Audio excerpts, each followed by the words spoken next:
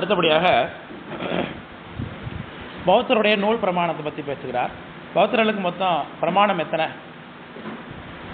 பௌத்தர்களுக்கு எத்தனை பிரமாணம்? என்னென்ன? இதுதான் பதில் சொல்றதில்லை சார். நாங்கள் என்ன பிரமாணம்? ஒரே பிரமாணமோ, காட்சி பிரமாணமோ, அனுமான பிரமாணம்? Very good. ரெண்டு தான் நாங்களும் சொல்லிட்டு இருக்கோம். கொஞ்சம் முன்னாடி வாங்க. அதனால தான் அப்படி இருக்கு, வேற ஒன்றும் இல்லை. முதல்ல பிரமாணம் நமக்கு எத்தனை? என்னென்ன நமக்கு? 3.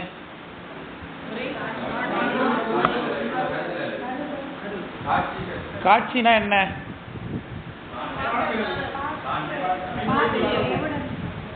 பிரமாணம்ங்கிறது என்ன?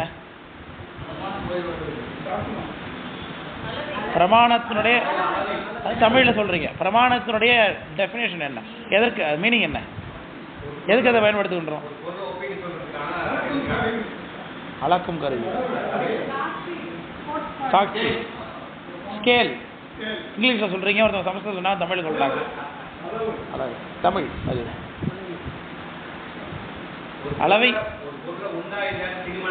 Very good, very good. ஒரு பொருள் இருக்கா இல்லையா என்பதை கண்டறிவதற்கு உரிய உபகரணம், அதை தான் நம்ம அளவைன்னு சொல்லுகின்றோம், அல்லது பிரமாணம்னு சொல்லுகின்றோம் இல்லையா? பிரமாணம் ஒரு பொருள் இருக்கு இல்லை என்பதை தீர்மானிப்பதற்கு.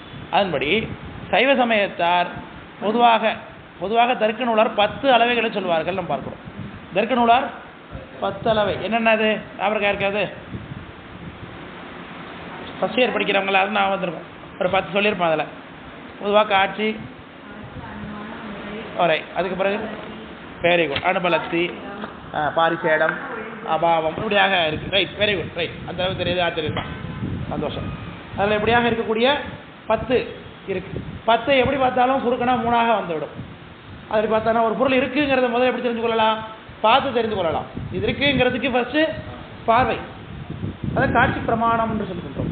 2வது அனுமான பிரமாணம். இது இருந்ததுன்னா நிச்சயமா அது இருந்திருக்கும் என்று அனுமானித்து தெரிந்து கொள்வது, அது அனுமான பிரமாணம். ரைட். தூரத்தில் புகை இருக்கு, அப்ப நிச்சயமாக என்ன இருக்கு?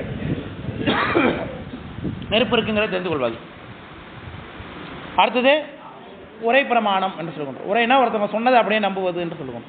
இவ்வகை 3 வகை பிரமாணத்தில் நம்ம தொடக்கத்தில் பார்த்த லோகாயுதன் என்கின்ற நாஸ்திகவாதி எத்தனை பிரமாணத்தை ஒத்துக்கொள்கிறான்?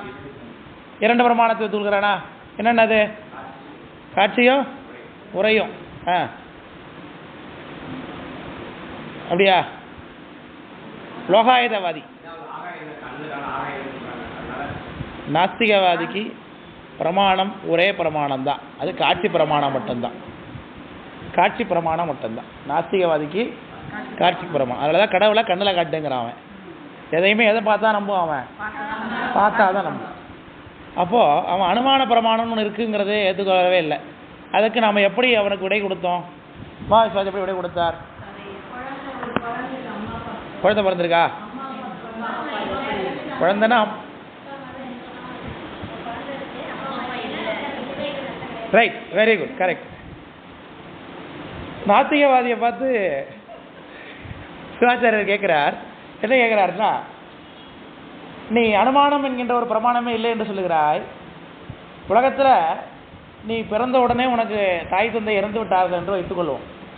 நீ வளர்ந்ததற்கு பிறகு உனக்கு அம்மா அப்பா இருந்தாங்க நம்புவே இல்லை நம்புவியா அப்படின்னு கேட்டால், ஆமாம் இருந்திருப்பாங்க. ஏன் எப்படி நம்புற? உலகத்தில் மற்ற குழந்தைகளுக்கெல்லாம் அம்மா அப்பா இருக்கிறாங்கல்ல, அதன் மூலமாகத்தான் அவங்க வந்திருக்கிறாங்க பொழுது நானும் அப்படித்தான் வந்திருப்பேன் என்று சொல்லுகிறாய் இல்லடா, அதை தாண்டா அனுமானம்னு நான் சொல்லுகிறேங்கிற. புரியுது?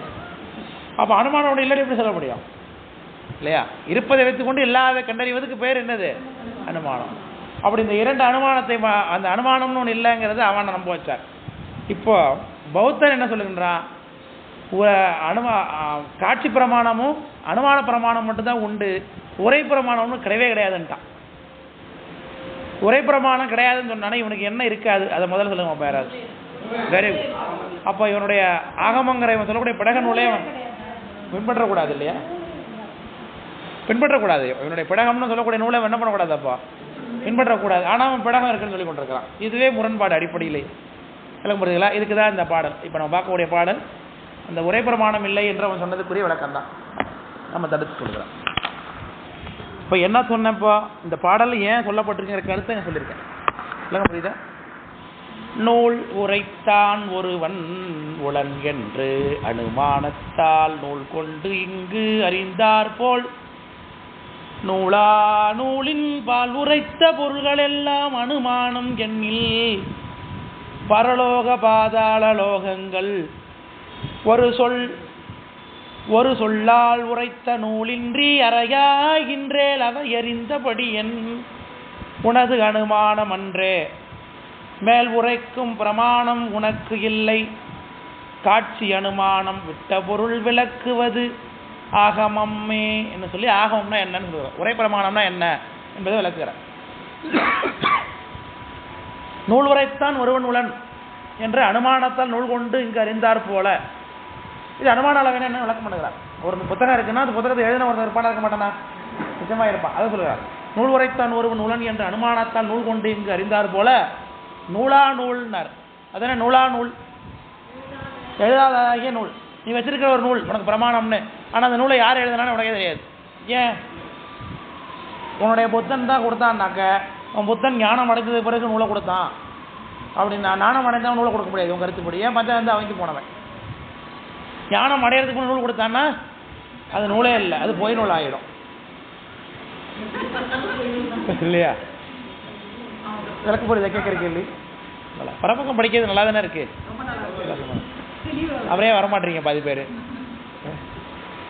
நல்ல அனுபவமாக தான் இருக்கு. பிரபக்கம் நல்ல அனுபவம். சுபக்கம் படிப்பதை விட பரபக்கம் நல்ல அனுபவமாக இருக்கும். ஏன்னா நமக்கு எப்போவுமே நம்மளை பற்றி தெரிஞ்சுக்கிறத விட அடுத்தவங்களை பற்றி தெரிஞ்சு ரொம்ப சந்தோஷமாக. நம்ம வீட்டில் எரிஞ்சிக்கிட்டு இருக்கோம், ஆனால் அதை பற்றி கவலைப்படுறதில்லை. இந்த அப்படி நம்மள தெரியுமா உனக்கு செய்தி அப்படின்னு நம்ம அதை தான் விரும்பி பேசுவோம் பொழுதும் இல்லையா? அதனாலே பரபக்கம். அதனால மேலே காசிப் பேசுனா யாரும் காசிப்னு சொல்லாதீங்க, பரபக்கம் பேசுகிறாங்கன்னு சொல்லுங்க.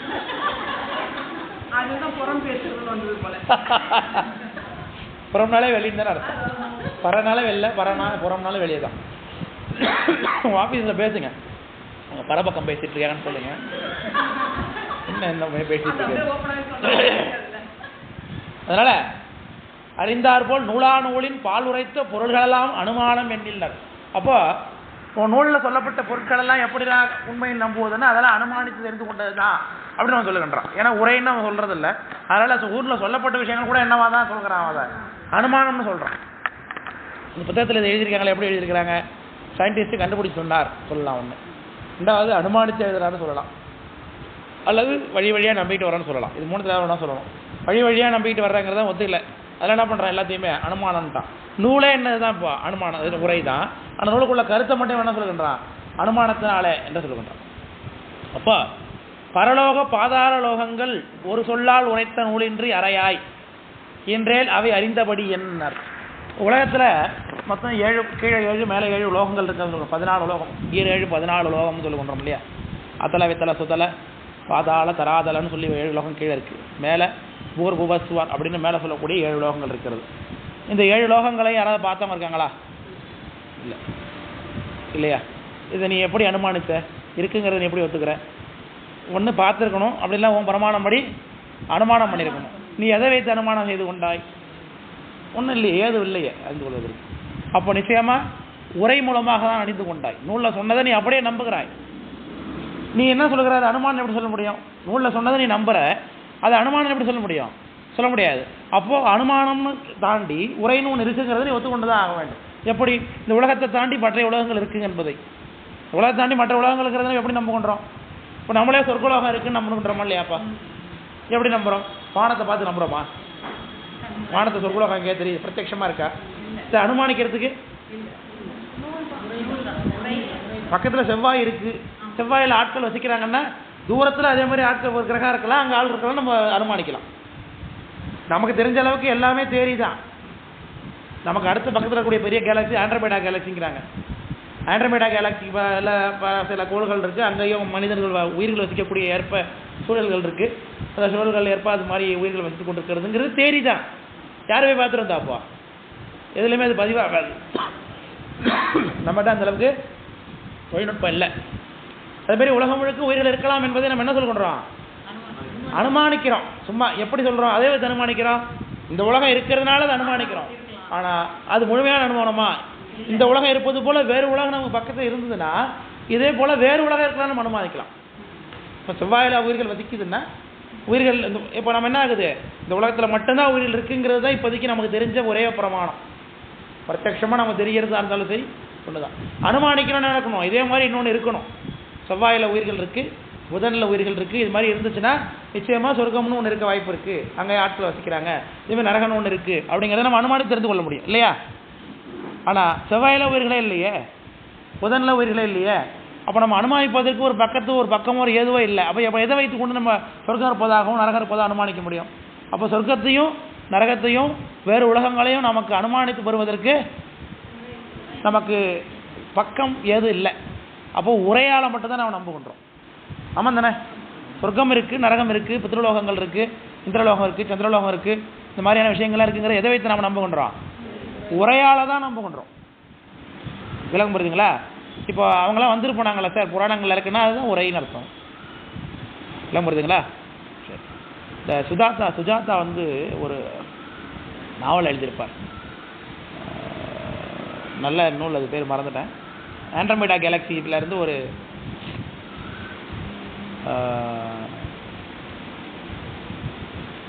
ஒரு ப்ராஜெக்ட் என்னன்னா, அண்டவெளியில் இருக்கக்கூடிய மற்ற உயிர்கள்லாம் ஆண்ட்ரோமேடாங்கிற கேலக்சியில் இருக்கக்கூடிய ஒரு திருக்கோள், அந்த கோளில் இருக்கக்கூடிய ஒரு உயிரினங்கள்லாம் சேர்ந்து வானவெளியில் ஒரு பெரிய மேம்பாலம் கட்டுவாங்க.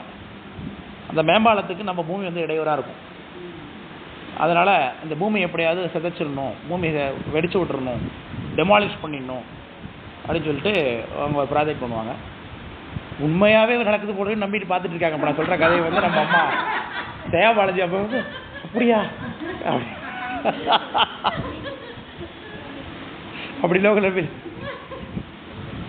அதனால் இதாவது அதை வந்து ஃபிக்ஷனல் ஸ்டோரி. அது நல்லா இருக்கும் படிக்கிறதுக்கு. அது திசை என்னது நல்ல நல்ல மீண்டு சின்ன விட செகண்ட் பாட்டு தான். அது திசைகளின்னு ஏதோ ஒன்று வரும், நல்லா மறந்துட்டேன் அந்த கதை பேர். சுஜாதாவுடைய கதை. அதில் என்ன பண்ணுவாங்கன்னா, ஒரு வீரன் அங்கேருந்து தேர்ந்தெடுத்து அனுப்புவாங்க. நம்ம பூமியில் லேசர் மூலமாக பூமியை வெடிக்க வைக்கணும். லேசரை பாய்ச்சிட்டாங்கன்னா பூமி செதறி போயிடும். அந்த இடத்துக்கு சரியான ஒரு பாயிண்டரை கொண்டு வந்து ஃபிக்ஸ் பண்ணணும். அதுக்காக ஒருத்தங்க வருவான் வேலை உலகத்துலேருந்து. இந்த மாதிரி அண்டத்தில் உள்ள ஒரு உயிரினங்களை அழிக்கிறீங்களே, இது ஒன்றும் பிரச்சனை இல்லையான்னா, இங்கே மனிதர்கள்னு ஒரு உயிர் தான் வாழ்ந்து கொண்டு இருக்கிறாங்க. அவங்கள்ட்ட இருக்கிறதுலாம் ரொம்ப அறத பழசான டெக்னாலஜி. அதை வச்சுக்கொண்டு அவன் வாழ்கிறது ஒன்றும் பிரயோஜனம் இல்லை. அவன் இன்னும் எந்த விதத்துலையும் முன்னேறவும் இல்லை. அவன் எதுக்கும் இந்த அண்டத்துக்கு அவன் எந்த விதத்துலையும் யூஸ்லெஸ் அவன். அதனால் அந்த உலகம் அழிகிறதுனால ஒரு பிரச்சனையும் கிடையாது அப்படின்னு சொல்லி சர்வதேச கோள்கள் உலகத்தில் முடிவு பண்ணி பூமி அழிச்சிடுறது முடிவு பண்ணி தயார் பண்ணி இது மாதிரி ஊட்டியில் வந்து ஒரு மலை சிக்கரத்தில் வந்து அந்த பாயிண்டரை ஃபிக்ஸ் பண்ணுறதா கதை வரும். கடைசியில் பாயிண்டர் ஃபிக்ஸ் பண்ணிவிடுவாங்க. பூமி வந்து கீழே வரும் அழிக்கிறதுக்காக, லேசரை ஃபிக்ஸ் பண்ணுறதாக வருவானுங்க. நிறையா இருக்கும் அது வர்றது. அந்த கீழே வந்து மனிதர்களோட பண்ணுறது நல்ல நகைச்சுவாக ரொம்ப அற்புதமான ஒரு அனுபவமாக இருக்கும் உங்களுக்கு. அதில் நிறைவில் என்ன ஆகும்னா, அந்த லேசர் வரும்பொழுது எல்லோரும் உங்களுக்கு அவங்க மனிதர்கள் எல்லாம் எப்படி உலகம் அழிய போகுது அப்படின்னு தெரிஞ்ச உடனே தன்னுடைய கட்டுப்பாடான வாழ்க்கையை இழந்துட்டு சுதந்திரமாக வாழ போகிறான். அடுத்த நிமிஷம் சாக போகிறாங்க பொழுது அவன் எதற்காக இப்படி வாழ வேணும்னு சொல்லி அவன் விருப்பப்படி வாழ்கின்றார்கள் அப்படின்னு சொல்லி நல்லா எழுதியிருப்பார். அதில் இப்போ ஆஃபீஸெல்லாம் பேங்க்லாம் திறந்து விட்டாங்க, ஜனங்கள்லாம் எடுத்துகிட்டு போயிட்டாங்க, நடிகையெல்லாம் வீதியில் வந்து ஆடுறாங்க, கன்னியாஸ்திரிகள்லாம் கவுன் போட்டுக்கிட்டாங்க, இப்படியெல்லாம் எழுதியிருப்பார் அவர். அப்படிலாம் அவங்களுடைய வாழ்க்கையோடய வாழ்ந்து கொண்டிருந்தாங்க. மக்கள்லாம் திறந்து எல்லாம் எடுத்துகிட்டு போயிட்டாங்க அப்படி இப்படி சொல்லிட்டு உலகமே தலைகீழாக மாறிட்டு இருந்த ஒரு வினாடியிலன்னு எழுதியிருப்பார். அப்புறம் திடீர்னு பார்த்தா கொஞ்சம் நேரத்தில் எல்லாரும் அந்த பச்சை வாழி அம்மனே உனக்கு நாங்கள் கிடா வெட்டுறோம் அப்படின்லாம் வேண்டி அது வேண்டுற மாதிரி மக்கள் அப்போ கூட ஒரு தெய்வத்தை விட்டு போட்டுறாங்க அப்படின்லாம் காமிப்பார். அதை நிறைவில் பார்த்தீங்கன்னா ஒரே ஒரு 0.5 சம்திங்கில் பூமி எங்கேருந்து நவந்து போயிட்டதுனால அந்த ப்ராஜெக்ட் ரத்தாயிட்டுன்னு சொல்லி திரும்பி மழை திரும்பி சகதி நிலைக்கு எல்லாரும் வந்துடுவான். அப்படியோட அந்த கதை முடிஞ்சிடும். ரொம்ப நல்லாயிருக்கும் அந்த கதை. முடிஞ்சோன்னா படிச்சு பாருங்க. ரொம்ப பேர் சொல்ல வந்தோம். இந்த மாதிரி வேற்று உலகங்கள் இருக்குது என்பதை நம்ம எப்படி பண்ணுகிறோம்? அனுமானம் தான் இல்லையே, உரையில தான் தெரிந்து கொள்ள வேண்டும். உரை தான். இப்போ நான் அனுமானிக்கிறோங்கிறது நம்ம சயின்டிஸ்ட் சொல்கிறத கூட அனுமானம் தான். தொலைநோக்கியில் பார்த்தோன்னாக்க அங்கே ஒரு உலகம் இருக்குது, அங்கே பார்த்தா ஹைட்ரஜன் இருக்கிறது போல தெரிகிறது, அங்கே பார்த்தா நைட்ரஜன் இருக்கிறது போல தெரிகிறது, அங்கே பார்த்தா வாயு இருக்கிறது போல தெரிகிறது, அதனால் உயிர்கள் இருப்பதற்கான சூழல் நிலவுது, அங்கே உயிர் இருக்கலாம்னு சொல்கிறானே தவிர்த்து எவன் போய் அங்கே உயிர் இருக்குன்னு பார்த்தான் தெரியாது. உள்ளபடியே நம்ம இப்போ ஒரு ஏலியன் கூட கோயில் கட்டுருக்கான் தெரியுமா? 2 நாளாக அது ஒரு ப்ராஜெக்ட் வந்துருக்கு. இப்போ ஏலியன்லாம் உண்மை தான். இப்போ தேவேந்திரன் யார்? இப்போ நமக்கு தேவேந்திரன் ஒரு ஏலியன் தானே, அவன் வேட்டுலக வாசிக்கிறாங்க. இப்போ நம்ம ஏலியன் கதையெல்லாம் இன்னும் புதுசாக வந்ததில்லை, நம்ம புராணங்கள் இருக்கிறது தான். இப்போ இந்திர சந்திரர்கள்லாம் யார்? இப்போ வேட்டுலக வாசிகள் தானுங்க. அப்போ ஏலியன் தானே, நமக்கு அவன் ஃபாரின் தானே அவன். ஆமாண்ணா இல்லையா? அவங்க வந்து இங்கே இருக்க முடியுமா? நாம போய் அங்கே இருக்க முடியுமா? திருசங்குன்னு ஒருத்தர் இருந்தான். சங்குனா குற்றம்னு அர்த்தம். சங்கு சங்கை, அதனால தான் ஆசங்கை சங்கை அப்படின்னு நம்ம உரையிலலாம் வரும். திருசங்குனா 3 குற்றம் பண்ணவன் அர்த்தம். அந்த 3 குற்றம் பண்ணதுனால அவங்க அப்பா அவனை விலைக்கு விட்டார். ஆனால் அவனுக்கு சொர்க்கத்துக்கு உடம்போட போகணுன்னு ஆசை. விசாமித்திரர் சொன்னார், நீ உடம்போட போக முடியாதுன்னு. உடனே மேலே அவர் விசாமித்திரர் வசிஷ்டர் சொன்னால் நீ மேலே போக முடியாதுன்னு. விசாமித்திரர் அவருடைய தகவலிமையினால சொர்க்கத்துக்கு அனுப்பினார். உடனே இந்திரன் மேலேருந்து கீழே அனுப்பி விட்டான். ஏன்? அவங்க உலகத்துக்கு சேர்த்துக்க முடியல. அப்போ இவன் அவனுக்கு ஏலியன் தானே இல்லையா? அவன் எல்லா கதையும் நம்மக்கிட்ட இருக்குது, புதுசாக ஒன்று யாரும் உண்டாக்கி இல்லை. நாம தான் இனிமேல் தேவர்கள் அசுரர்கள் சொல்லி கொண்டிருக்கிறோம். நம்ம ஏலியன் கதையெல்லாம் முன்னாடியே வச்சுருக்கோம், நிறைய டெவலப்பான கதையெல்லாம் வச்சுருக்கிறோம். அவங்க அங்கேருந்து எப்படி வராங்க? விமானங்களில் தானே வராங்க. தேவாரத்தில் இருக்குங்க. தேவாரத்திலே பார்த்தீங்கன்னா வீழிமழை தேவாரத்தில் பின்னவர்கள் விமானத்தோடு வந்து இழியும் மழை ஆமேனர். தேவர்கள் என்ன பண்ணுறாங்க? விமானத்தோடே கீழே இறங்கி வராங்களாம். அவங்க விமானத்தில் வராங்க. கழுமலத்தில் காரிசையும் கணம் கேட்டு மகிழ்வைதும் கழுமலமேனர். ஒரு மாளிகையின் தூளிகை மேல் மகப்பாராட்ட காரிசையும் கணம் கேட்டு மகிழ்வைதும் கழுமலமேனர். சீர்காழியில் பெரிய மாட மாளிகைகள் இருக்குது. அந்த மாட மாளிகை மேலே உச்சியில் ஒரு அம்மா குழந்தைக்கு பால் ஊட்டி பால் அடிச்சுக்கிறான். அந்த பாட்டு ரொம்ப நல்லா இருக்கான். பாடுறார், காரிசையோ கணம் கேட்டு நான் பாடிட்டு இருக்கேன். நீலாம்பரி தானே, ஏன்னா அதுதான் பாட்டே, அதுதான் மேகரா குறிஞ்சி தான். அது நீலாம்பரியில் தான் பாடி ஆகணும். அதில் போடுறார், காரிசையும் கணம் கேட்டு மகிழ்வைதும் கழுமலமே மாளிகையின் சூளிகை மேல் மகப்பாராட்ட. மகப்பாராட்டுனா குழந்தைய தாளாட்டுறாங்களா அந்த அம்மா பாட்டு பாடி. அந்த பாட்டு ரொம்ப நல்லா இருக்குன்னு கேட்குறத காரிசையும் கணம் கேட்டு மேகத்தில் உரையக்கூடிய தேவர்கள்லாம் வந்து அங்கே நின்றுக்கிட்டு அந்த பாட்டு கேட்குறானோ. அது மாதிரி வேற்றுலக வாசிகள்லாம் வருகிறார்கள்னு தேவாரத்திலே சொல்லப்பட்டிருக்கேன். சரி, அதனால் பரலோக பாதாளோகங்கள் ஒரு சொல் ஆள் உரைத்த நூலின்றி அறையாய் இன்றேல் அவை அறிந்தபடியன் உனது அனுமானம் அன்றே. அனுமானத்தால் உணரல, மேல் உரைக்கு பிரமாணம் உனக்கு இல்லை, அதனால் உனக்கு பிரமாணம் உரைக்கு கிடையாது. காட்சி அனுமானம் விட்ட ஒரு விளக்குவது ஆகமுமே. அதனால் காட்சியிலையும் அனுமானத்திலையும் கிடைக்காத விஷயத்தை யார் தான் சொல்லுவா? உரையாகி ஆகமும் தான் சொல்லும் அப்படின்னு சொல்கிறார். அதனால தான் நம்முடைய ஞானசம்பந்த பெருமானார் என்ன சொல்கிறார்? ஏதுக்காலும் எடுத்த மொழியாலும் மிக்க சோதிக்க வேண்டாம், தொடர்விட்டு உலனெங்கள் சோதி மாதுக்கம் நீங்கள் ஒருவீர் மனம் பற்றி வாழ்மின் சாதுக்கள் மிக்கி இறையே வந்து சார்பின்கள். இந்த பாட்டு நம்ம படிச்சிருக்கோமா? எப்போ படித்தோம்? பெரிய புராணத்துலையா?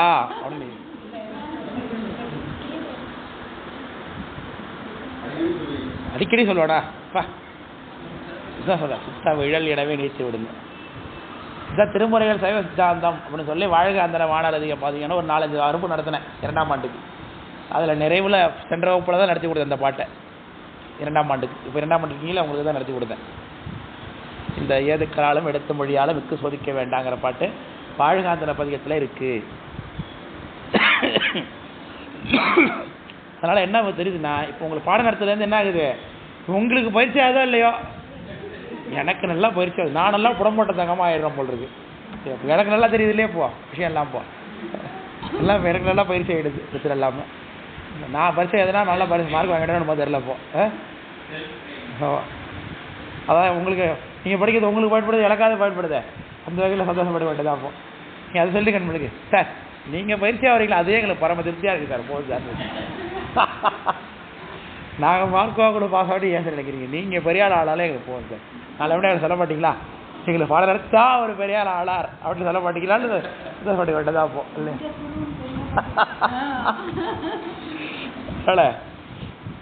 எப்பொருளும் அனித்தமென எம்பிடுவை அனித்தம் இல்லதற்கோ உள்ளதற்கோ உளது இலது ஆனதற்கோ செப்பிடின் இல்லதற்கு இல்லது என்றும் இல்லை சென்றடைவது உள்ளதற்கேல் உள்ளது என்றும் உண்டாம். அப்படித்தான் உளது இலதாம் அப்பொருளுக்கு எண்ணின் உளது இலது ஆகாது இலதும் உள்ளது ஆகாது. இப்பொருளுக்கு அனித்தமில்லை என்று ஒன்றை காட்டாய் எனில் தோன்றும் பொருள் நின்று இங்கு இறுதியாமே அப்படின்னார். எப்பொருளும் அனித்தமென எம்பிடுவான். ஏன்னா நித்தியம் இவன் என்ன சொல்லுகின்றான், எல்லா பொருட்களுமே அனித்தியம் அப்படின்னா. யாரு? பௌத்த.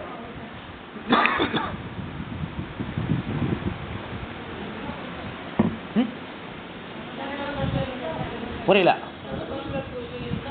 அனித்தியம் தானே, அழிவுக்கூடியதுன்னா அப்போ அனித்தியம் தானே. அப்போ எல்லா பொருளும் அனித்தியமா உலகத்தில்? நான் கேட்குற கேள்விக்கு மட்டும் தான் பதில். இப்போ உலகத்தில் பொருள்கள் நித்தியமா அனித்தியமா? அழியக்கூடியது தானே. வேற எது விட இருக்கா? உலகத்தில் உள்ள பொருட்கள்லாம் நித்தியமா அனித்தியம். முப்பொருள் தவிர முப்பொருள் தவிர வேற பொருள் இருக்கா? அப்போ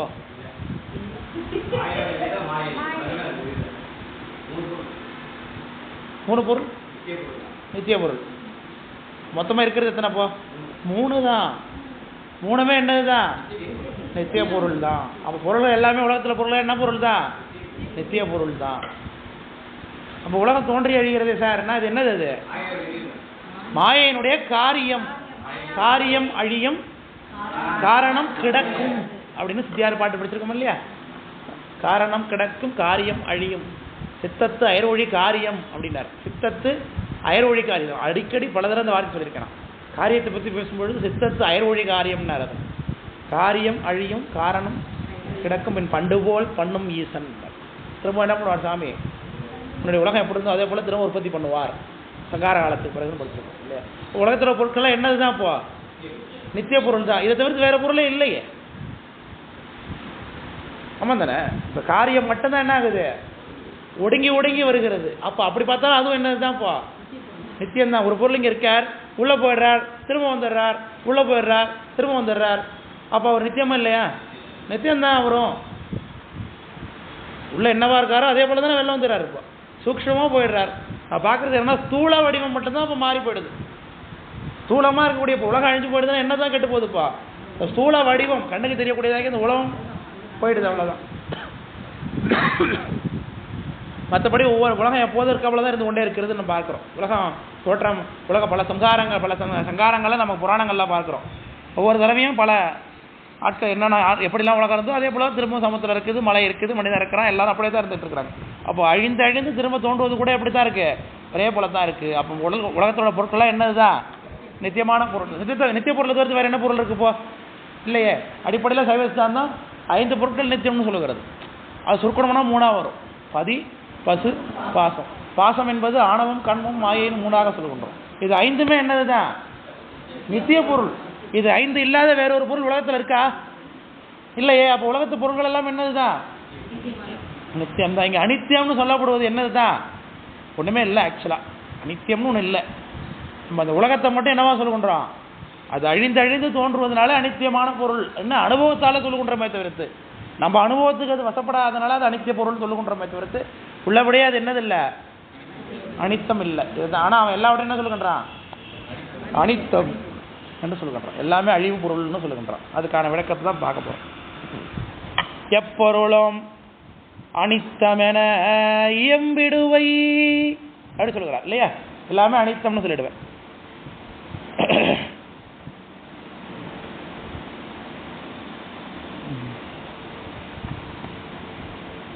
எப்பொருளும் அனித்தமென இயம்பிடுவை அனித்த. இதுதான் ஒரு ராகத்தை பாடல அடுத்த ராக திரும்பி ஒரு தொட்டிங்க அப்படியே நமக்கு நீலாம்பரி பாடி நீலாம்பரியாக வர திரும்ப. எப்பொருளும் அனித்தமென இயம்பிடுவை அனித்தம் இல்லதற்கோ உள்ளதற்கோ உளது இலது ஆனதற்கோ அப்படி கேட்குறா. அனித்தம்னு சொன்னியே, அழியக்கூடிய தன்மையுடைய சொன்னியே, நீ பொருட்களை பற்றி பேசும்போது முதல்ல கீழே உள்வழக்கு இல்வழுக்கு உளது இலது வழக்குன்னு கீழே படிச்சிருக்கிறோம் இல்லையா? எங்கே படிச்சிருக்கோம் அப்படின்னாக்க நம்ம பௌத்த கொள்கையில் உள்வழக்கு இல்வழக்கு அப்படின்னாக்க 2 உண்டு என்று ஒன்று படிச்சிருக்கிறோம். பௌத்த கொள்கையில்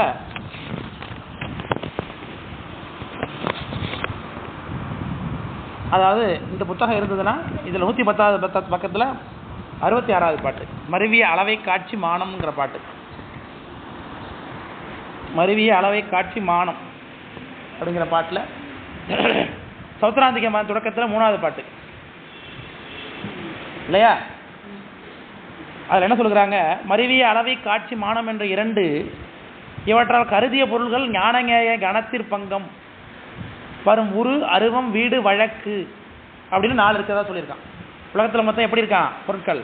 உரு அரு வீடு வழக்கு. இந்த 4ம் 2 2 பெருகி 8 ஆகும்னு சொல்கிறான் பாட்டில். அது என்னென்ன? உரு அப்படிங்கிறது பூத உபாதானம், அரு அப்படிங்கிறது சித்தம் கண்மம், மறு அப்படிங்கிறது குற்றம் கந்தம், வழக்கு என்பது உள்வழக்கு இல்வழக்கு அப்படின்னு படிச்சிருக்கோம். எல்லாம் புரியுதுங்களா? இதுதான் அந்த பாடம் அடுத்தடுத்து வரக்கூடிய. இது வந்து விஞ்ஞான சித்தியார் கொள்கை விளக்க சௌத்ராந்திகன் கொள்கை விளக்கத்தில் இதான் விரிவாக பேசியிருக்கிறோம். நீங்கள் இது புரியலைன்னா நீங்கள் இது புரிய வகுப்புகளை எடுத்து கேளுங்க, அப்போ தான் புரியும். நான் இந்த பதிவுலாம் நடத்திருக்கேன் விரிவாக. அவன் மொத்தம் 4 வகை விஷயம் சொல்கிறான் உலகத்தில். என்ன சொல்கிறான்? உரு அரு வீடு வழக்கு. உரு அப்படின்னா அதில் 2 இருக்குது. என்னென்ன? பூத உபாதானம் இல்லையா? அரு அப்படின்னா சித்தம் கண்மம்னு 2 பொருள் இருக்கு. வீடு அப்படின்னா குற்றம் கந்தம்னு 2 இருக்கு. வழக்குன்னா உள்வழக்கு இல்வழக்குன்னா. அந்த உள்வழக்கு இல்வழக்கத்து பேசும் பொழுது அதே வரிசையில் 73வது பாட்டை பாருங்க. உள்வழக்கு இல்வழக்கு உள்ளது சார்ந்த உள்வழக்கோடு உள்ளது சார்ந்த இன்மை வழக்குடன் இன்மை சார்ந்த உள்வழக்கு இன்மை சார்ந்த இல்வழக்கு என்றோர் 6ஆம் உள்வழக்கு உளதுண்டு என்கை முயற்கோடு இன்று இல்வழக்கு என்று விளக்கம் பண்ணுகிறார். அந்த உள்வழக்கு இல்வழக்கு என்பதற்கான விளக்கத்தை சொல்கிறார். உள்வழக்கு உள்ளது சார்ந்த இல்வழக்கு, இல்லது சார்ந்த உள்வழக்கு, இல்வழக்கு. இப்படியாக அதில் பிரச்சனை உள்வழக்கு இல்வழக்கு, உள்ளது சார்ந்த உள்வழக்கு, உலக சார்ந்த இன்மை வழக்கு, இன்மை சார்ந்த உள்வழக்கு, இன்மை சார்ந்த இன்மை வழக்குன்னு சொல்லி 6 சொல்கிறாங்க வழக்குகளை பொறுத்து. உலகத்தில் பொருட்கள் இருக்கா இல்லையான்னு பேசுறது. இதுக்கு நான் படம் வரைஞ்சி ஆனால் எழுதி காமிப்பேன். அந்த இடத்துல போர்டில் எழுதி காமிச்சிருக்கேன். அந்த போர்டு அங்கே வச்சுட்டாங்க. உள்வழக்கு இல்வழக்கு, உள்ளது சார்ந்த உள்வழக்கு, உள்ளது சார்ந்த இல்வழக்கு, இல்லது சார்ந்த உள்வழக்கு, இல்லது சார்ந்த இல்வழக்கு. இப்படியாக 6 சொல்லப்படுகிறது. இப்படி இருக்குன்னு சொல்லக்கூடிய இந்த விஷயங்கள் அனித்தம்னு சொன்னிய, அனித்தம் அப்படின்னாலே நில்லாத பொருள்னு அர்த்தம். அப்போ நீ ஒரு பொருளுக்கு உள்வழக்குன்னு சொல்லிட்ட. தொடக்கத்தில் பேசும்போதே ஒரு பொருள் அப்படின்னா என்னவா? உள்வழக்குன்னு ஒன்று இருக்குது, இல்வழக்குன்னு ஒன்று இருக்குன்னு சொல்லியாச்சு. உள்வழக்குன்னா பொருள் எப்படி இருக்கிற அர்த்தம்? இருக்குன்னு அர்த்தம். இப்போ இருக்குன்னு அர்த்தம். இருக்கிற பொருள் எப்பவுமே என்ன பண்ணிட்டு தான் இருக்கும்? இருந்து கொண்டே தான் இருக்கும். அதுக்கு என்ன பேர்? வெரி குட், சத்காரியவாதம். ஒரு பொருள் இருக்குன்னா அது எப்பவுமே இருந்து கொண்டே தான் இருக்கும். அப்போ அது அழியுமா? அப்போ எல்லா பொருளும் எப்படி அனித்தியம் நீ சொல்கிற அப்படின்னு கேட்குற கேள்வி. தொடக்கத்திலே உள்வழக்குன்னு ஒன்று சொல்லிவிட்டு அவர் எல்லா பொருளும் அனித்தம் எப்படி சொல்ல முடியும்? இது ஒரு கருத்துக்கு முரண்பாடு. அதனால கேள்வி கேட்கிறார். எப்பொருளும் அனித்தமென எம்பிடுவை அனித்தம் இல்லதற்கோ உள்ளதற்கோ உளது இலது ஆனதற்கோ கேட்குற கேள்வி புரியுதா? இல்வழக்குனா என்ன, உள்வழக்குனா இப்போ தான் கீழே பார்த்துட்டு வந்தோம். உள்வழக்குன்னு சொல்லியிருக்க, இல்வழக்குன்னு சொல்லியிருக்க. உள்ளது சார்ந்த உள்வழக்கு, உள்ளது சார்ந்த இல்வழக்கு, இல்லது சார்ந்த உள்வழக்கு, இல்லது சார்ந்த இல்வழக்குன்னு 6 சொல்லுகிறாய் அல்லவா? அதில் நீ அனித்தியம் என்பது எதுக்கு சொல்லுகிறாய்? அப்போ உள்வழக்குக்கா இல்வழக்குக்கா உலது இலது ஆனதற்கான? அப்போ அவன் சொல்லக்கூடிய முதல்ல சொன்ன உள்வழக்கு இல்வழக்கு தவிர்த்து உலது சார்ந்த இல்வழக்கு, உலது சார்ந்த உள்வழக்கு, இலது சார்ந்த இல்வழக்கு, இலது சார்ந்த இல்வழக்கு, இது எல்லாத்துக்கும் நாளாக தான் உலது இலதுன்னு சொல்லி சேர்த்து சொல்கிறார். விளக்கம் புரியுதுங்களா? அப்போ செப்பிடின் இல்லதற்கு இல்லது என்றும் இல்லை. நீ இல்லைன்னு சொன்ன பொருள் எப்பவுமே இல்லாத பொருள், அது அனித்தியம்னு சொல்ல வேண்டிய அவசியம் என்ன? இப்போ இந்த கப்புன்னு ஒரு மெட்டீரியலே கிடையாது, கப்பு அழிஞ்சிருந்து சொன்னால் எப்படி இருக்கும்? அழியும். இது ஒரு பொருளே கிடையாது சார், இல்பொருள்னு சொல்லிட்டாங்க. இல்பொருள் அழியும்னு சொன்னால் அது எப்படி சாத்தியப்படும்? கொள்கை முரண்பாடு இல்லையா? அப்போ நீ ஒரு வழக்கு இல்வழக்குன்னு சொன்ன ஒரு பொருள் எப்படி அது அனித்தியமாக முடியும்? அப்போ இல்லாததற்கு இல்லது என்றும் இல்லைன்னு அர்த்தம். இல்லாத தன்மைன்னு அர்த்தம் பண்ணிக்கணும். அதுக்கு இல்லதற்கு இல்லாத தன்மை, அந்த இல்லதுன்னு சொல்றதுலே ரெண்டாவது வார்த்தை, அதுக்கு என்ன அர்த்தம்? அது இல்லாத தன்மை, அனித்திய தன்மை எப்போவுமே கிடையாது அது. ஏன்னா அது இல்லாத பொருள். இருக்கிற பொருளாக இருந்தால் தானே சார் இருக்கா இல்லையான்னு டிஸ்கஸ் பண்ணணும். ஒரு பொருள் இல்லவே இல்லை, ஏரியாவிலே அவர் கிடையாது, அவர் இருக்காரா இல்லைன்னு எப்படி பேச முடியும்? அதனால தான் ஒரு கதை உங்களுக்கு இதில் கூட எழுதியிருப்பேன். தசரதன் சாபம் ஒன்று வாங்கலாம். சிரவணகுமாரன் அப்படின்னு ஒருத்தர் இருந்தார். அவருக்கு 2 அம்மா அப்பா. அம்மா அப்பா 2 அம்மா அப்பானோடனே 2 அப்பா 2 அம்மா போட்டுக்க எடுத்துக்காதீங்க. அம்மா அப்பா 2 பேர் இல்லையா? அப்படியே அது அர்த்தம் வருது இல்லையா? சரி, அம்மா அப்பாவும் இருந்தாங்க இல்லையா? 2 பேரையும் இப்போ கரெக்டாக இருக்கு இல்லையா?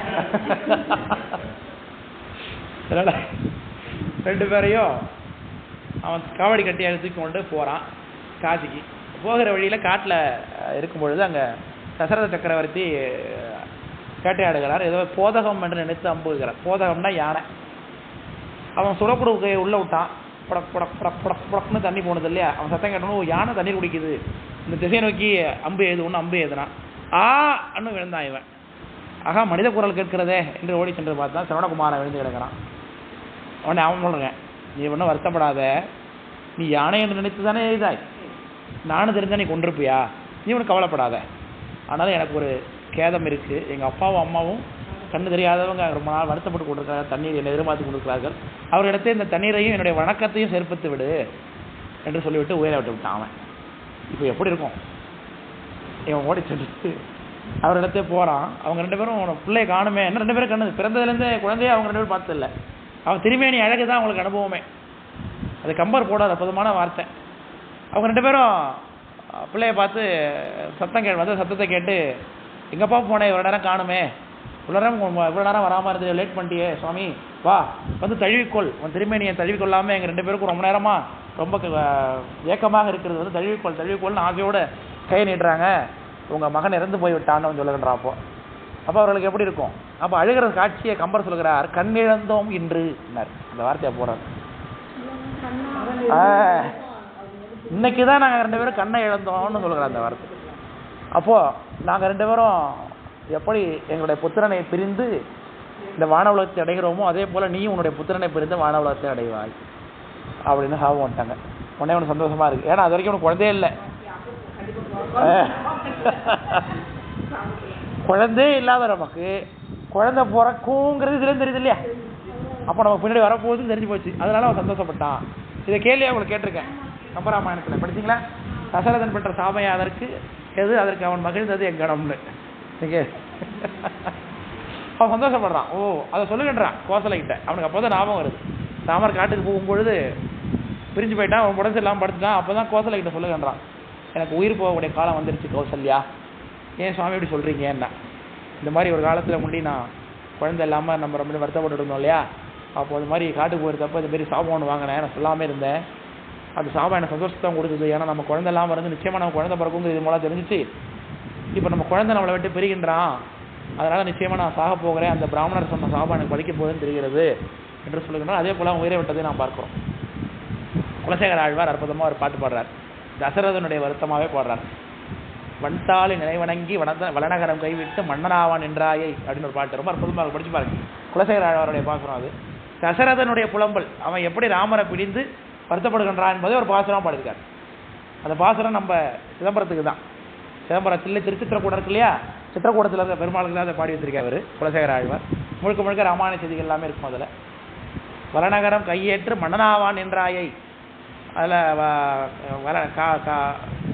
வனமேகு என்றாய் இப்படி உன் தாய் சொல்லிவிட்டாலே, கைகையை சொல்லிவிட்டாலே, இருநிலத்தில் நீ இனிதாக இருக்கின்றாயெல்லாம் சொல்லி கைகையை பாடுறது மாதிரி, சுமந்திரனே வசிஷ்டரே சொல்லீர் நீரே, நான் இன்று செல்லத்தக்க வனம், நான் செல்லத்தக்க வனத்தை என் பையன் போகிறானே, நான் சுமந்திரனே வசிஷ்டனே சொல்லீர் நீரே அப்படின்னு சொல்லி மறையீர் சொல்லுங்க அப்படின்லாம் ரொம்ப அற்புதமாக இருக்கும் கேட்குறது, பார்க்கறது, படிக்கிறது.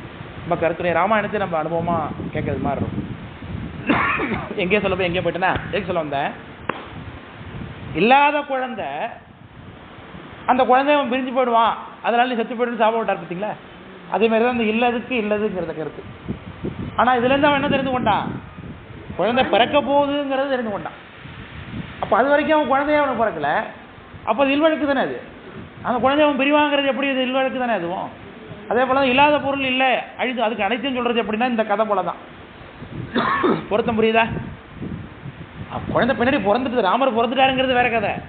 அது வரைக்கும் அவனுக்கு குழந்தை இல்லைங்கிறது. நீ உன் குழந்தைய பிறந்து நீயும் இறந்து போயிடுவாடா அப்படின்னு சொன்னான். ஆனால் அவனுக்கு குழந்தையே இல்லையே அது வரைக்கும்.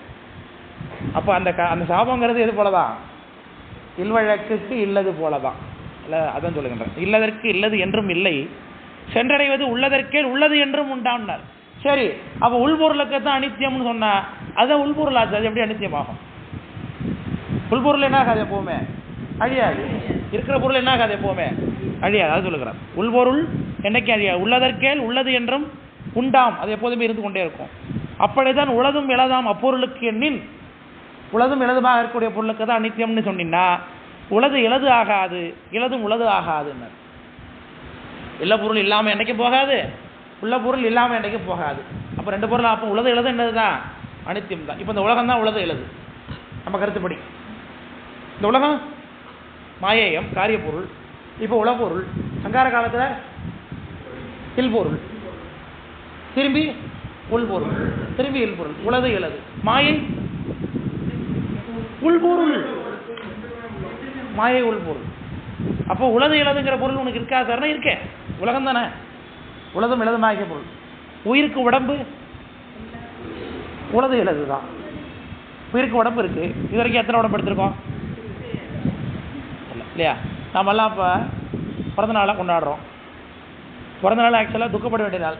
ஆக்சுவலாக ஏன் நம்ம ஆயிலில் ஒரு வருஷம் குறைஞ்சி போச்சு அப்படிங்கிறதுக்கான அடையாளம் அது இல்லையா? அதனால சரிங்களா?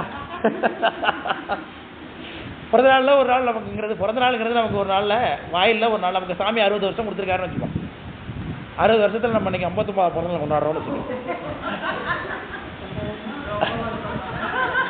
இப்போ நமக்கு என்ன ஒரு சௌகரியம்னா 60ங்கிறது தெரியாது, அதுதான் சௌகரியம் இப்போ இல்லையா? 60ங்கிறது தெரியாத வரைக்கும் சௌகரியம் தான் இல்லையா? அப்போ ஆனால் தெரியும் என்னைக்கோ நம்ம வச்சுருக்கு 60ஓ 70ஓ 80ஓ 20ஓ 30ஓ 35ஓ 46ஓ ஏதோ ஒன்று, அதில் ஒன்று குறைஞ்சி போச்சுங்கிறது நம்ம பொறுத்தளவுக்குள்ளபடி என்னது வருத்தப்பட வேண்டிய விஷயம் தான். அதே மாதிரி இப்போ நான் ஒரு துணி போட்டிருக்கேன் சார். இந்த துணி ரெகுலராக போட்டு வரேன், கிழிஞ்சு போச்சு. திடீர்னு ஒரு புது துணி எடுத்து வாங்கோட சூழ்நிலை, புது துணி எடுத்துட்டேன், புது ட்ரெஸ் போட்டுக்கிறேன். அன்றைக்கி நான் துக்கப்படுவேனா சந்தோஷப்படுவேனா? சந்தோஷம் தானே படுவேன். அதே போல் நான் செத்து போன அன்னைக்கு எனக்கு சாமி என்ன கொடுக்க போகிறாரு? பேர் உடம்பு கொடுக்க போகிறார், புது உடம்பு கொடுக்க போகிறார் இல்லையா? அப்போ அன்றைக்கி நான் அழுவணுமா சிரிக்கணுமா? லாஜிக் படி எல்லாரும் சிரிக்கணும், சந்தோஷமாக இருக்கணும் இல்லையா? இவ்வளோ நாள் நம்மக்கிட்டே இவன் பாட பட்டிருக்கா, இப்போ போயிட்டா இனிமேல் தான் நிம்மதியாக இருக்க போகிறான்னு நினச்சி எல்லாரும் அது சந்தோஷத்தை கொண்டாட வேண்டும், நாமளும் கொண்டாட வேண்டும் இல்லையா? உயிரானது நமக்கு புது பேர் சாமி கொடுக்க போகிறார் அப்படின்னு சொல்லி நான் கொண்டாட வேண்டும். ஆனால் நம்ம என்ன பண்ணி கொண்டிருக்கிறோம்? அப்படியே மாற்றி பிறந்த நாள் அன்றைக்கி சந்தோஷத்தையும் செத்து போன அன்றைக்கி துக்கத்தையும் நம்ம அனுப்பித்து கொண்டிருக்கிறோம் இல்லையா? தலைக்கீழாக இருக்கலாம் மனுஷன். அதனால தலைக்கீழ் மாமரம் வச்சார் போல் மனித வாழ்க்கையை இல்லையா? அனுஷ்டானம் பண்ணும்போது எப்படி பண்ணுறோம்? இப்போ தலைக்கீழான மரமாக நம்ம பாவித்துக் கொள்கிறோம் இல்லையா?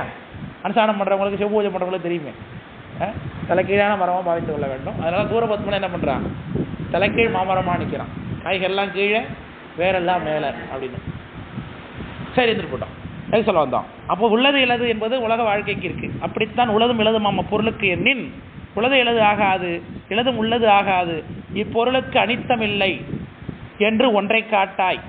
அதனால் அனித்தமில்லைன்னு ஒரு பொருளை உலகத்துக்கு காட்டு அப்படின்னா தோன்றும் பொருள் என்று இங்கு இறுதியாமே. இந்த உலகத்தில் பொருட்கள்லாம் அனித்தமில்லைன்னு எப்படி சொல்ல முடியும்? ஆனால் பொருள் மாறி மாறி இருந்து கொண்டிருக்கு இல்லையா? அவன் கேட்குறான், நீ அனித்தமில்லாத நித்திய பொருள் ஒன்று காட்டு. நம்மளே கேட்டான், தோன்ற பொருள் மாறி மாறி அறிந்து கொண்டிருக்கிறது எப்படிப்பான்னு அவன் கேள்வி கேட்குறான். பார்க்குறோம்ல, பிரத்யட்சமாக பார்க்கும்பொழுது உலகத்தை பொருட்கள் என்ன ஆகுது? மாறிக்கொண்டு தானே இருக்குது. இப்போ பார்க்குறோம், பெரிய மழையாக இருந்துச்சு, அந்த மழை தானே பாதுகாப்பாக நம்ம இருக்கலாம்னு சொல்லி வீடு கட்டி வாழ்த்துட்டு இருந்தாங்க வயநாட்டில். சரிஞ்சு மழை நாய் போச்சு, ஒட்டுமொத்தம் ஊரே அழிச்சு போச்சு. அதுக்கு பேர் என்ன? ஆதி பௌதிகம். தேர்ட் இயருக்கு நிரூபிக்கிறாங்க பார்த்தீங்களா? செகண்ட் இயர்லாம் சைலண்டாக இருக்கீங்க. ஆதி பௌதிகம் தானே. இவர்களெல்லாம் போகுது, கஷ்டப்படுது, பூகம்பத்தினால இவர்களை சாமி வருத்தி இருக்கார் அந்த இடத்துல. அப்போ என்ன அர்த்தம்? ஒட்டுமொத்தமாக பல உயிர்களுக்கு வினைக்கழிவு நடந்திருக்கு. ஆதி பௌதிகம் அப்படின்னு நடக்கும். நமக்கும் வரும், கவலைப்படாதீங்க. நமக்கு இப்போ 2-3 மாதம் தான் ஒரு ஆளுக்கு. நமக்கு டிசம்பர் நவம்பரில் வந்துடலாம். டிசம்பர் ஊருக்கு போயிடலான்னு இருக்கீங்களா?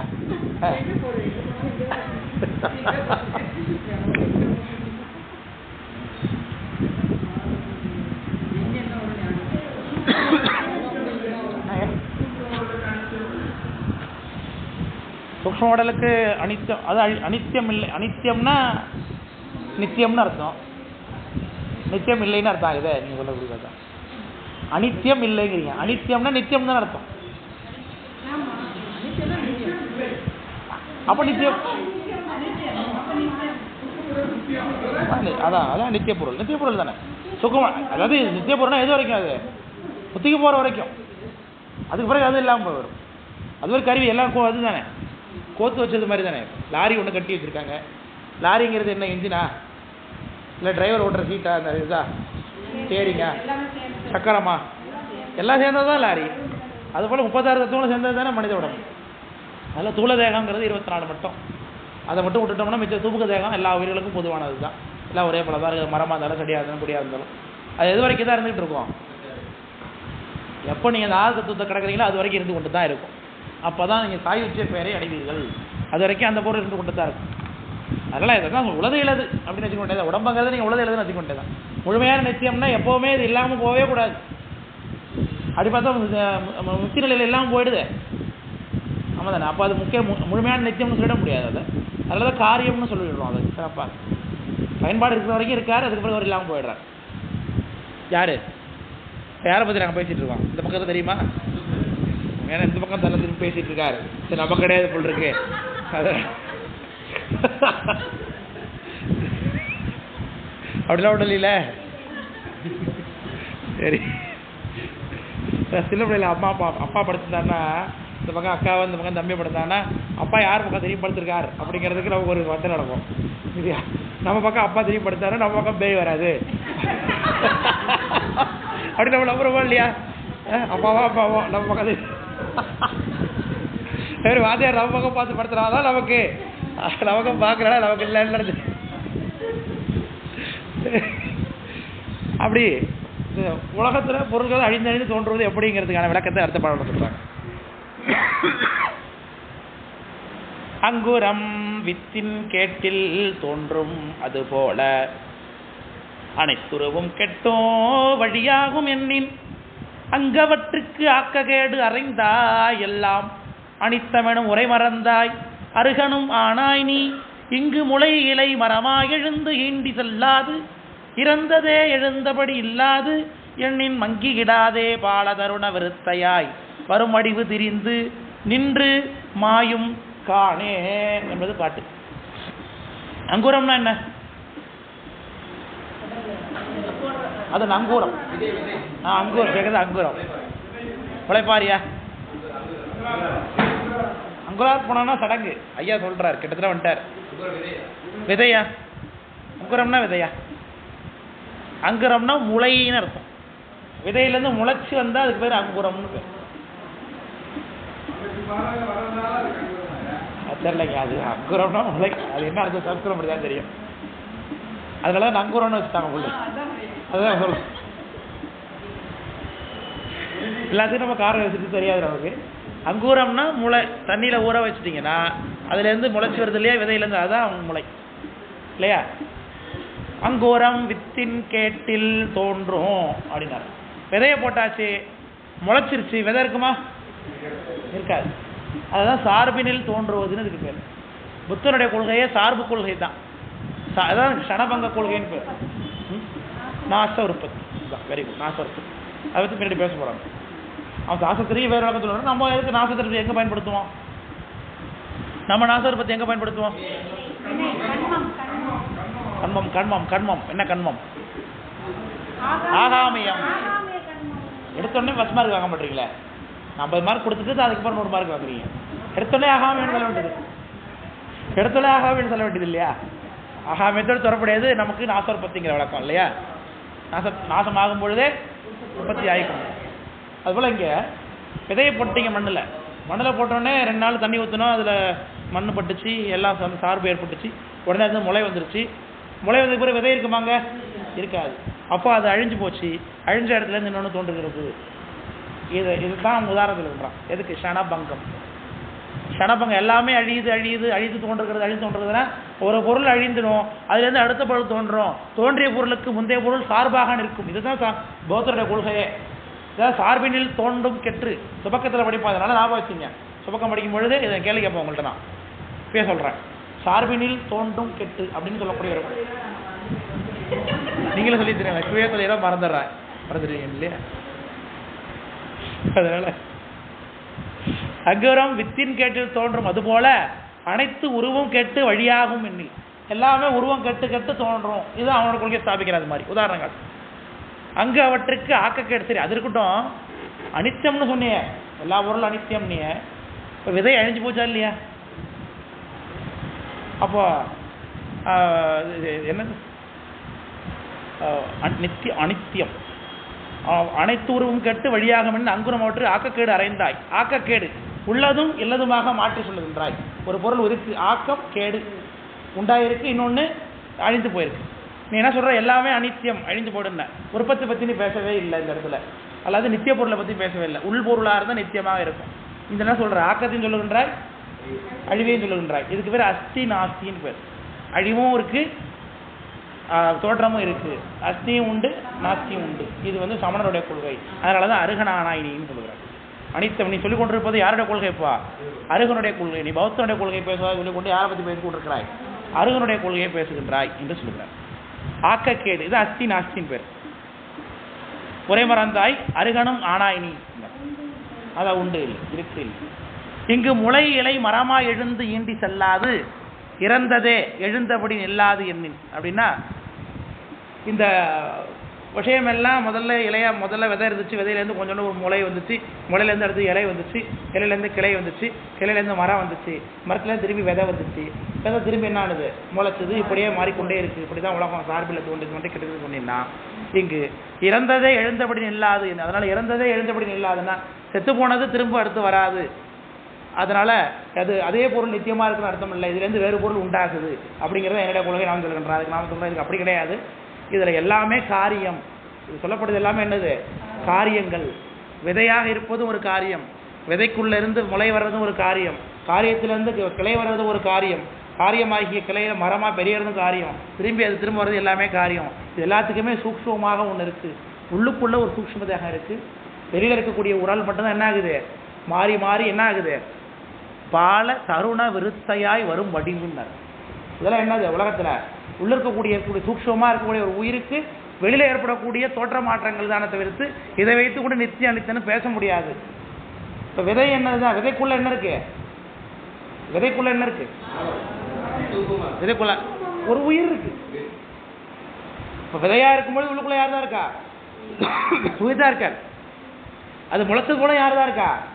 உயிர் தான் இருக்கார். உள்ளுக்குள்ள அதுலேருந்து மரம் இலை வந்ததுக்கு அப்புறம் யார் தான் இருக்கா? உயிர் தான் உள்ள இருக்கார். உள்ளுக்குள்ள இருக்கிற ஒரு உயிருக்கு ஏதாவது மாற்றம் ஏற்பட்டிருக்கா? அவர் நிச்சயமாக தான் இருந்து கொண்டிருக்கிறார். வெளியில் என்ன மட்டும் தான்? காரியம் மட்டும் மாறிக்கொண்டே இருக்கு. சின்ன பிள்ளையா இருந்தோம், அதே உயிர் தான்.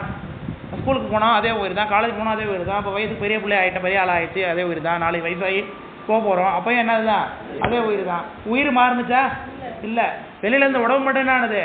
காரியம் மட்டும் மாறிக்கொண்டே இருக்கு. அதான் சொல்லுகிறார், வடிவு திரிந்து நின்று மாயும்.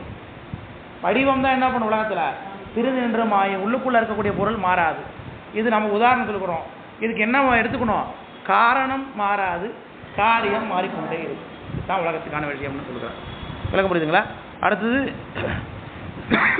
உடல் பூதமெனில் ஒன்றுக்கு ஒன்று பகை ஒன்றானார். இந்த உலகம், அந்த உடம்பு எப்படி உண்டானதுன்னா பூத கலவைகளால் உண்டாயிருக்கு அப்படின்னா அவருடைய கருத்து.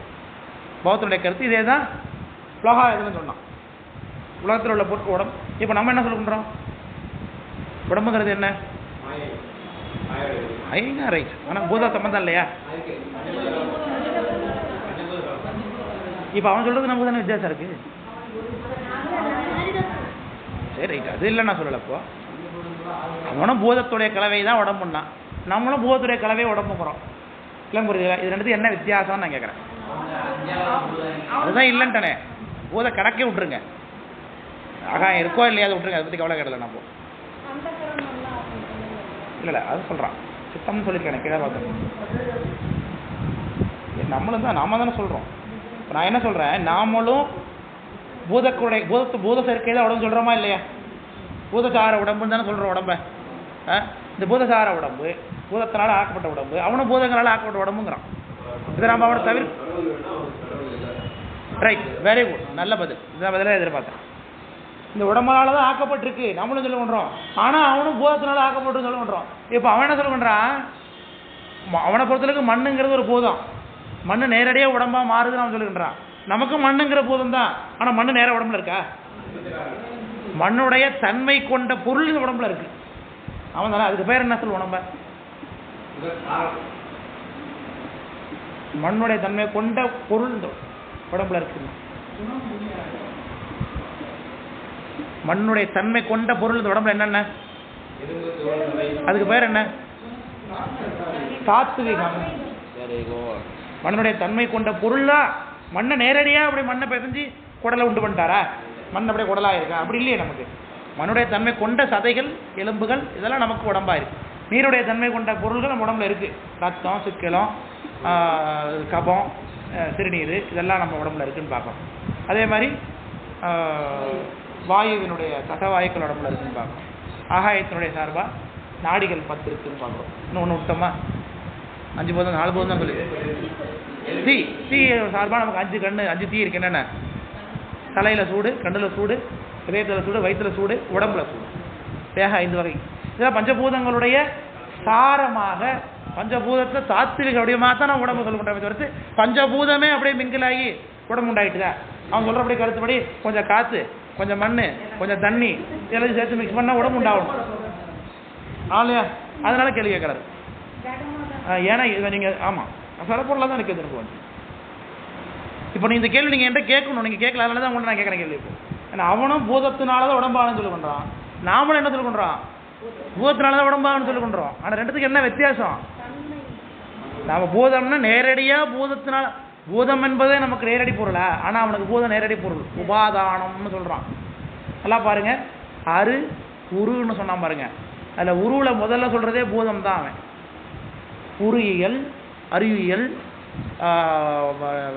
வீடு, அப்புறம் வழக்கு, வெரி குட். இதில் உருவில் அவன் முதல்ல சொல்கிறது பூதம் உபாதானம். பூதங்கிறது நேரடியாக இருக்குன்ட்டான் அவன். விளங்கப்படுதுல சொல்கிறது? பூதங்கிறது நமக்கு, பூதங்கிறது நேரடியாக இருக்கா? எப்படி உண்டாகுது நமக்கு பூதம்? பூதம் நமக்கு எங்கேருந்து வருது? வெரி குட், தன்மாத்திரைகள்லேருந்து பூதம் வருகிறது. தன்மாத்திரைகள் எங்கேருந்து வருது? தத்துவத்தில் வருதா? பூதாதி ஆங்காரம். நீங்க என்ன சாட்டுக்கு போய் தான் சொல்லணும், சாட்டில் தான் சொல்லணும். டக்கு டக்கு டக்கு சாட்டுக்கு போயிடணும், அந்த சாட்டுக்கு போயிடணும். அது ரைட். பிரகிருதியிலேருந்து வருது. பிரகிருதி கலையிலேருந்து வருது. கலை அதுக்கு மேலே தத்துவங்கள்லேருந்து வருது. கடைசியில் போனால் எல்லாம் எங்கே போய் நிற்கும்? மாயையில் நிற்கும். இவன் மாயை பற்றி தான் பேசவே இல்லையே, மாயோட பொருளுக்கு பேசவே இல்லை. நம்மளும் பூதத்தினால தான் ஆனதுங்கிறோம். பூதமே நமக்கு மூலப்பொருள் கிடையாது. நமக்கு மூலப்பொருள் என்னது? மாயை. மாயையிலேருந்து பூதங்கள் உண்டாகி பூதத்தில் ஆரமாக உலகம் உடம்பு நமக்கு கிடைக்குது. அவன் நேரடியாகவே என்ன இருக்குன்ட்டான்? பூதம் இருக்குதுன்னு சொல்லிட்டு. இதுதான் வித்தியாசம். அதனால கேள்வி கேட்குறாரு. இப்போ நம்ம கேட்ட கேள்வி தான். ஒரு இடத்துல கொஞ்சம் மண், கொஞ்சம் தண்ணி, கொஞ்சம் காற்று, கொஞ்சம் ஆகாசம், மூணுத்தையும் போட்டால் என்ன வரணும்ப்பா? உடம்பு உண்டாகணும். முதல்ல 2 சேருமா, ஒன்றுக்கு ஒன்று சேருமான்னா. கொஞ்சம் நெருப்பை போடுறோம், கொஞ்சம் தண்ணியை ஊற்றலாம், என்ன ஆகும்? இன்னும் நெருப்பு அடைஞ்சிடும், அப்படிலாம் தண்ணி ஆவி ஆகிடும். பூதமே ப்ரெசன்ட் நாட் இல்லையா? அது ப்ரெசென்ட்டாக இருக்கா அந்த இடத்துல முதல்ல. அப்போ எப்படி உடம்பு உண்டாகும்? இதான் கேள்வி கேட்குறார். உடல் பூதம் எனில் ஒன்றுக்கு ஒன்று பகை ஒன்றா உதிர சுக்கிலம் எண்ணின் மரத்தின் உழு கல்லின் இடமா தவளை உரு வந்தவாறு இயம்பாய் இருவினை காண்கெனில் வினைகள் 2 உருவாய் நிற்கும் திடமாக வண்ணம் உரு எண்ணில் உண்ண சென்று வளரும் காயம் தேயும் உணர்வு எண்ணின் மடவோனே அரு உணர்வு இங்கு அசேதனமாய் உருவாய் வளராது வரும் இல்லாது எனின் மலர்வான் வருமே அப்படின்னார். இந்த உடம்புக்கு காரணம் சொல்லுகின்றான். உடம்பு எப்படி உண்டாகுது அப்படிங்கும் பொழுது பூதம் தான் என்னாக்க ஒன்றுக்கு ஒன்று பகை சேராது. ஏன் நம்ம அதுக்காக தான் உங்கள்கிட்ட கேள்வி கேட்டேன். ஒன்றுக்கு ஒன்று பகைன்னா நாம எப்படி நம்ம உற்பத்தியே பகையாத உற்பத்தியே பகையில இருந்து இருப்பது. நீர்ல இருந்து தானே தண்ணி, தீல இருந்தா நீரே உண்டாக்குது நமக்கு. அதே ஆர்டர் தான் விடும்.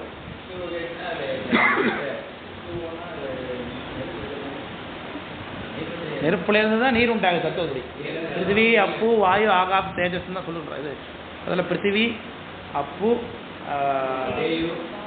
தேயு வாயு ஆகாசம் இப்படிதான் நம்ம சொல்லுவோம் ஆர்டர். முதல்ல ஆகாசம் உண்டாகுது, ஆகாசத்துலேருந்து காற்று உண்டாகுது, காற்றுலேருந்து தீ உண்டாகுது, தீலேருந்து நீர் உண்டாகுது, நீர்லேருந்து தான் மண் உண்டாகுது. இதெல்லாம் ஆர்டர் நம்ம பார்க்குறோம். அதாவது ஒன்றுக்கு ஒன்று பகையான தனிப்பட்ட முறையில் பார்க்கும்போது ஒன்றுக்கு ஒன்று பகையாயிடும். சரி, உதிர சுக்கிலம் எனில் உதிரத்தினாலே சுக்கிலத்தினாலே தான் ஆக்கப்படுகிறது. இது எப்படின்னா அம்மாவும் அப்பாவும் சேர்ந்து தான் உடம்பு உண்டு பண்ணுறாங்க அப்படின்னு கருத்து சொன்னீங்கன்னா கல்லுக்குள்ள தேரை இருக்குதே எப்படின்னு கேட்குறேன். நம்மளால் கேட்குறேன். இதுக்கான தேரியை இன்னும் ப்ரூவ் பண்ண முடியல. அறிவியல் எவ்வளோ ப்ரூஃப் ஆகுது. கல்லுக்குள்ள தேரைனா என்ன நினச்சிக்கிறான்னா, நம்ம ஆட்கள் நெட்டில் தேடி பார்த்தேன், கல்லுக்குள்ள தேரை கல்லை பிறட்டினா கீழே தேரை இருக்குல்ல அதை சொல்லிக்கிட்டு இருக்கிறான். அதை பற்றியும் பேசவில்லை. கல்லை உடைச்சா கல்லுக்கு உள்ள ஒரு ஹோல் இருக்கு, அந்த கல்லுக்குள்ள தேரை இருக்கு. அந்த உயிர் எப்படி வளருது, அது உள்ள உற்பத்தி எப்படி ஆனது உயிர், அது எப்படி உள்ள போனது தெரியல. இவன் ஏதோ உதாரணத்தில் கண்டான். அதுக்கு யாரும் எழுதி வச்சான் 2 பேர். பாறையில் சின்ன இடுக்கு இருக்கும் இல்லையா, அதில் பூச்சிகள் முட்டை விட்டது இல்லையா, அது மழை வழியாக உள்ளே போய் அது புந்து உள்ள புந்துக்கிட்டு, அதுக்கு உதாரணம் சொன்னால் மாம்பழத்தில் பூவை போட்டு விட்டுரும், அந்த வண்டு வழியாக உள்ளே பூந்துடும் அப்படிங்கிற மாதிரி இது சொல்கிறான். இது உயிர் பொருள் உள்ள விடு சின்ன பூவாக இருந்து மூடிக்கிட்டு. கல் அப்படி இல்லையே, கல் எப்பொழுதுமே க்ளோஸாக தான் இருந்துச்சு. உள்ளுக்குள்ளே கல்லை உடைக்கிற வரைக்கும் தேரை வெளிப்படவே போகிறது கிடையாது. கல்லை திருப்பி வந்து கல்லை தேர்ந்தெடுக்கும் போது ஆண் கல்லா பெண் கல்லா அலிக்கல்லான்னு பார்ப்பார். கட்டி பார்க்கும்போது ஆண் கல்லாக இருந்ததுன்னா நல்லா அடி வாங்குவோம், பெண் கல்லாக இருந்தால் ரொம்ப அடி வாங்காது. இதெல்லாம் இருக்குன்னு பார்க்கணும். அப்புறம் தவளை தேரை உள்ளே இருந்ததுன்னா அது தோஷம் உள்ள கல், அது தெரிச்சு போயிடும், தட்டின உடனே தெரிச்சிடும். அதெல்லாம் எந்த திருப்பமும் செய்ய முடியாது, தாங்காது. அதுக்காக தண்ணி விட்டு பார்ப்பாங்க. கல் மேலே தண்ணி விட்டு பார்க்கும்போது வீரல் விட்டு இருந்ததுன்னா அது உள்ளே இருக்கார் அப்படின்னு அர்த்தம். தோஷம் உள்ள கல் எல்லாம் தேர்ந்தெடுப்பாங்க. இதெல்லாம் அந்த காலத்தில் இருந்துச்சு வழக்கங்கள்லாம். நீ பார்த்து தான் வராங்களா? சரி, அப்படி கல்லுக்குள்ள தேரை எப்படா வந்தோன்னு கேட்குறாரு. இதுக்கு நமக்கே விட தெரியல. முதல்ல சாமி இப்படி வச்சிருக்காரு வீரங்களை, பல்வேறு விதமான வீரங்களை எப்படி உண்டு பண்ணுற உலகத்தில் தெரியவில்லையே நமக்கே. வாழ்க்கையில் நமக்கே பல விஷயம். வயிற்றுக்குள்ளே சாப்பாடை போடுறோம், செரிச்சிருது, அது எப்படி நடக்குதுன்னு நமக்கு தெரியாது. முதல்ல நம்மளுக்கு தான் நம்மளோட சம்மந்தப்பட்ட விஷயங்களே நமக்கு தெரியாதுங்கும் பொழுது சாமி எவ்வளோ ஆச்சரியங்களை உலகத்தில் வச்சிருக்காரு. இதுக்கெல்லாம் எப்படி விட சொல்ல முடியும்? அவன்கிட்ட கேள்வி கேட்கிறார். உதிரத்தின் சுக்லத்தினால தான் ஆச்சு, பெண்ணுடைய உடல் பாகமும் ஆண் உடல் பாகம் சம்மந்தப்பட்டதுனால தான் உடம்பு உண்டாகுதுன்னு சொன்னீங்கன்னா அந்த தேரை எப்படா உண்டானது அப்படின்னார். மரத்தின் உழு, மரத்துக்குள்ள புழு உண்டாகுது அப்படின்னு கேட்குறாரு. உழுனா புழு, மரத்தை உரிச்சோம்னா உள்ள இருந்து புழு புழுவாக கொட்டுது. அது கல்லில் இடமாக தவளை உரு வந்தவாறு எம் வாயினார். கல்லுக்குள்ள தவளை இருக்கிறது எப்படின்னார். இருவினைக்கான் எனில், இதெல்லாம் வினையினால உண்டாகுது, அந்தந்த வினையினால உண்டாகுதுன்னா நாமளும் வினையினால தான் உடம்பு உண்டாகுன்னு சொல்லுகின்றோம். அதுக்கு என்ன அர்த்தம்? வினையினால தான் உடம்பு உண்டாகுது நம்ம சொல்லுகின்றோம். உண்டா இல்லையா? சிவபிரகாசத்தில் அதை பாட்டு சொல்லுகின்றோம். எல்லாத்தையும் மறந்துடுறீங்களே எல்லாருமே. சிவபிரகாசத்தில்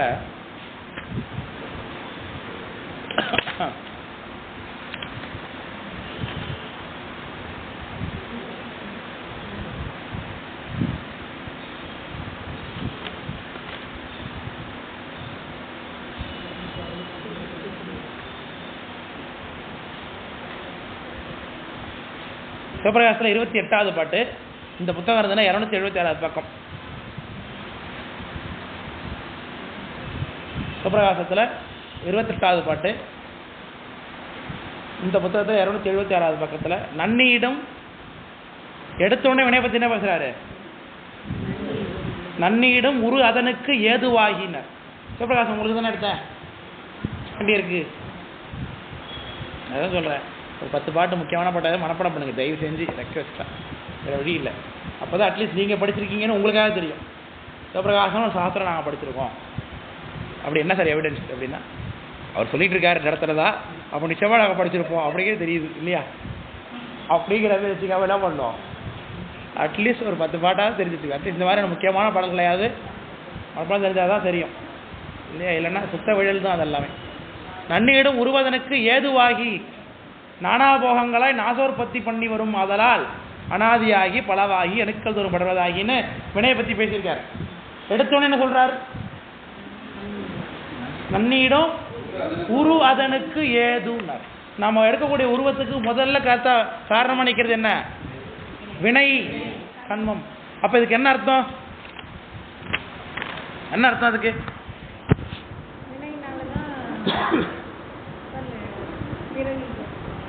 வினைனால பிறவி வருது. ரைட். இந்த இடத்துல உருவத்தை பத்தி பேசிக்கணும், இந்த உடம்பத்தை பத்தி பேசும்.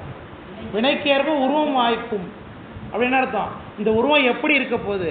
உயரமா இருக்க போதா, குள்ளமா இருக்க போதா, கையோட இருக்க போதா, கால் இல்லாமல் இருக்க போதா, இல்லை அழகா இருக்க போதா, அசிங்கமா இருக்க போதா, சேப்பா இருக்க போதா, கருப்பா இருக்க போதா, இது எல்லாமே தீர்மானிக்கிறது வினை. இந்த உருவத்தினுடைய வடிவத்தையும் குணத்தையும் தீர்மானிக்கிறது தான் வினையை தவிர்த்து வினையே உருவமா மாறுமா? இந்த உடம்பு என்னதால ஆயிருக்கு? மாயினால ஆயிருக்கு. மாயினால ஆயிருக்கு. அப்ப வினை அந்த உடலுக்கு முதற் காரணம் என்னது தான்? மாயை தான். அப்ப வினை இங்கே கைண்ட் ஆஃப் துணைக்காரன். ஒரு நாள் நீங்க சொன்னீங்க ஞாபகம் இருக்க? இந்த காரணமா இருக்கு, உற்பத்தி ஆகிறது காரணமா இருக்கு. ஆனா முன்னாடியே அது முதற் காரணத்தில் விடுமா? வராது. விளக்க முடியல. ஆனா இந்த சொல்ற மாதிரி வினை ஆண்டில் இருவினைக்கான் எனில் வினைகள் 2 உருவாய் நிற்கும். வினையானது 2 உருவாய் நிற்கும். என்னவா நிற்கும்? நல்வினை தீவனையா நிற்கும். அது என்னவாகாது? திரண்டு உருவமா மாறுமா? நல்வினையும் தீவனையும் திரண்டு உருவாகுது. இந்த மாயை தான் உருவமாகுது. மாயினால நமக்கு அனுபவப்படக்கூடிய இந்த உடம்பு எப்படி இருக்கணுங்கிறதுக்கு காரணமா எது நிற்குது?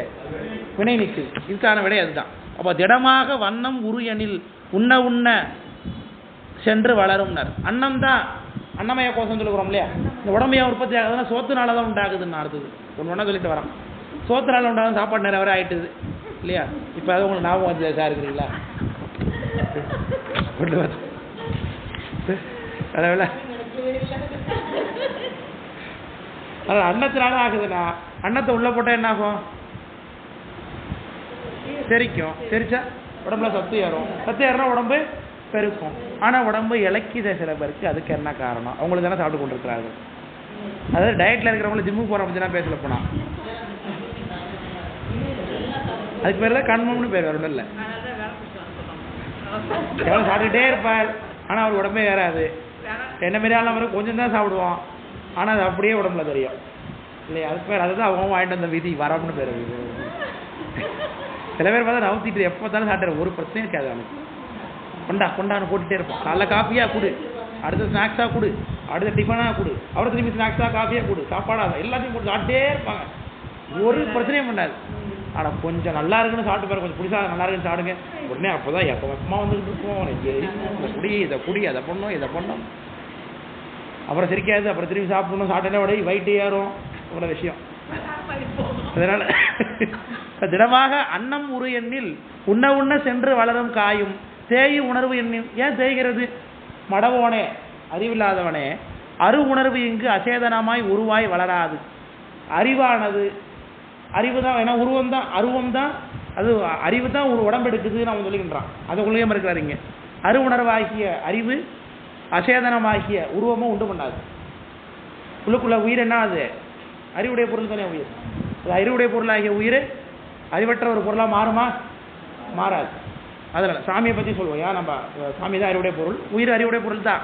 ஒரு குறையுடைய அறிவு இருக்காரு. ஆனால் அவன் என்ன சொல்கிறான்? உயிரே என்னவாயிடுது? உடம்பாயிட்டுன்னு சொல்லுகிறான். அதுக்கு கருத்து இல்லை. ஏன்? அறிவுடைய பொருள் என்னவாகாது? அறிவற்ற பொருளாக ஆகாது. அதனால் அசேதனமாய் உருவாய் வளராது வரும் இல்லாது எண்ணின். அதனால் அப்படி இல்லாமல் நீ உடம்பு ஆனது உயிரில் இருந்தால் வந்திருக்குன்னு சொன்னீங்கன்னா அது எப்படி இருக்கு? வான்மலர் மலர் வான்மலர் அப்படி ஆகாயத்தாமை இல்பொருள் அது. நீ சொல்லக்கூடிய உயிரே உடம்பா மாறுதுன்னு சொன்னீங்கன்னா அதுவும் தப்பு கிடையாதுன்னு சொல்லி மறுக்கிறார். நம்ம அதோட இந்த வகுப்பு ஆய்வு செய்து கொள்வோம். இது மிச்சம் உள்ள பகுதிகளை அடுத்த ஆண்டு பார்ப்போம்.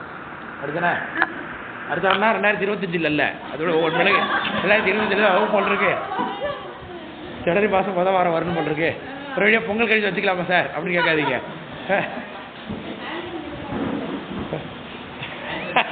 ஓ ஆனுவல் லீவே எதிர்பார்க்குறீங்க நினைக்கிறேன்.